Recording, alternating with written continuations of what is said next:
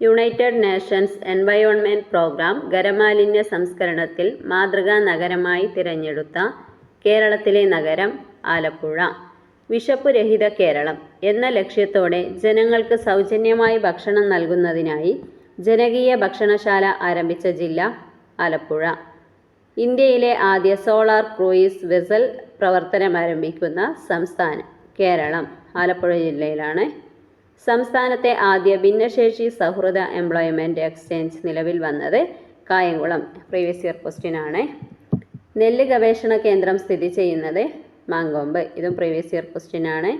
ഇന്ത്യയിലെ ഏറ്റവും താഴ്ന്ന പ്രദേശമാണ് കുട്ടനാട്. ഇതും പ്രീവിയസ് ഇയർ ക്വസ്റ്റ്യൻ ആണ്. ഒരുപാട് തവണ ചോദിച്ചിട്ടുള്ള ക്വസ്റ്റ്യൻ ആണ് രണ്ടും.